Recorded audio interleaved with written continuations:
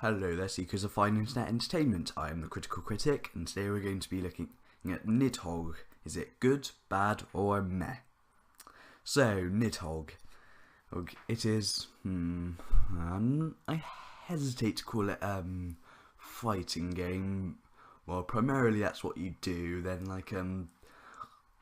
call it more of a dueling based game. Yeah. Yeah, it's an indie game available on Steam at the moment for £15. I recently picked it up in a sale. I believe it's being planned for PlayStation 4 and PlayStation Vita. Yes, so let's get into it. Now, in Niddhogg then there are two players, or a player and an AI, and you have to kill your opponent and try and get to the end of the screen while the opponent tries to stop you, and if the opponent kills you, and they have to run to your end. It's not that complicated when you play it. Okay, yeah. Yeah. First we'll go into the combat mechanics, which yeah, excellent. And it's the first thing I'll get off my chest. Yeah, it's very easily accessible, but it's quite deep. It's not like traditional fighting games where you have to press 800 buttons to do a drop kick. Yeah, it's just simple, like moving your sword around and thrusting, running and throwing your sword at people and punching someone unarmed, which you might as well just jump off a cliff, but yeah, you know.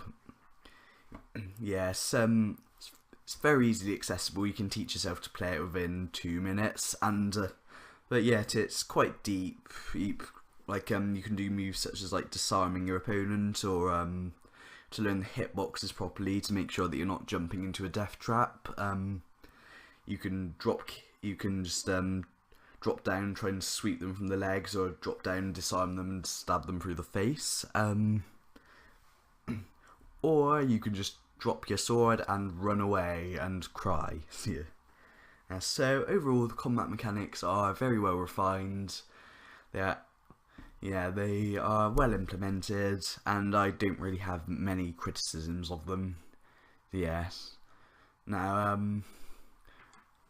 Niddhogg is a bit of a funny game for me to properly review, because picked it up heavily discounted at a sale, and I was very satisfied with my purchase, because I got Niddhogg for £3, but I understand that that usually it's £11 or your regional equivalent, and I feel that if I'd bought it at full price, I wouldn't be happy with this game because of lack of content. The single player mode isn't really a mode at all. It's it's like you know, in like Super Smash Bros and stuff, where you just fight a series of enemies. It's that basically. It takes about half an hour at the most to finish, and there are leaderboards for who can speed run it the most, but you won't get a lot of enjoyment out of it. You can play it through 2 or 3 times, then you'll quickly get bored of it. It's not what you're buying the game for.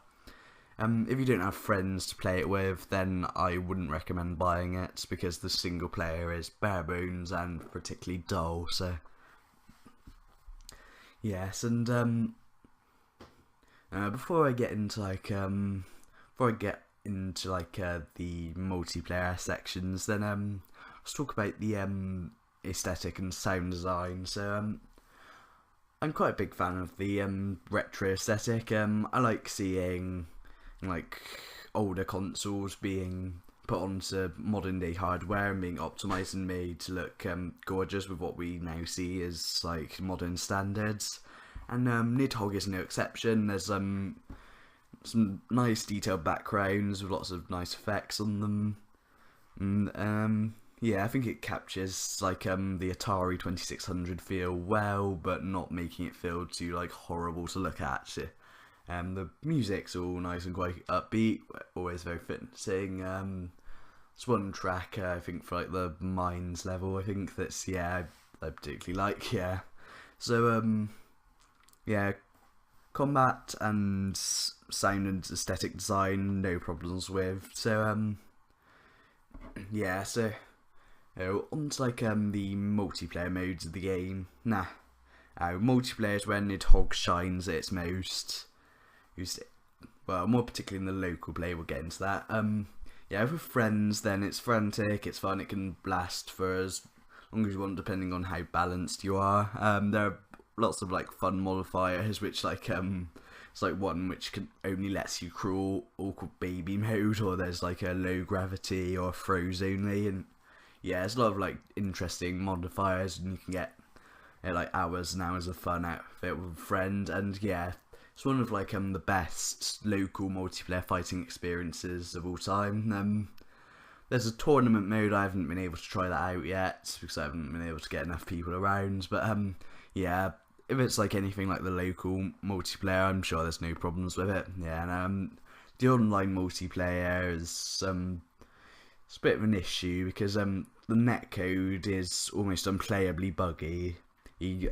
I don't think I've ever been able to play a match to completion without being kicked to the title screen or something freezing. Yeah, yeah, and after like I think it's a year now of launch, then I think that this does need to be ironed out at some point. So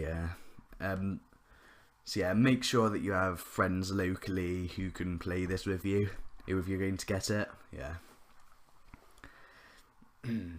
So, there's one last thing I wanted to talk about.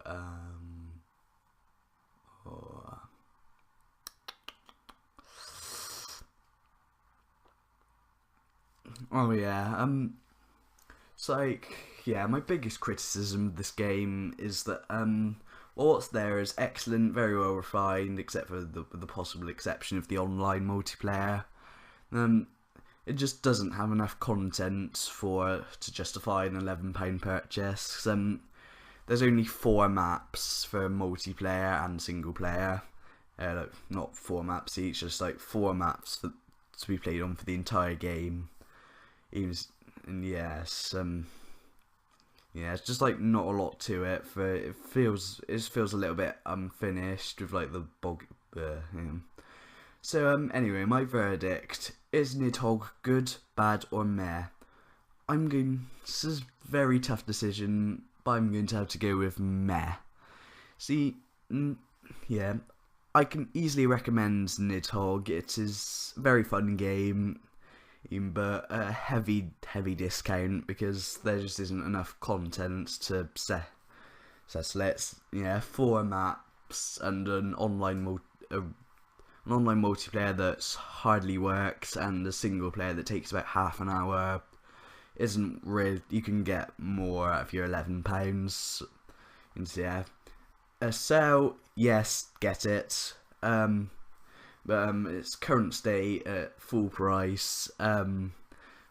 If you have a lot of disposable income, yeah, I suppose so. But yeah, so yeah, I'm the Critical Critic, and I bid you farewell.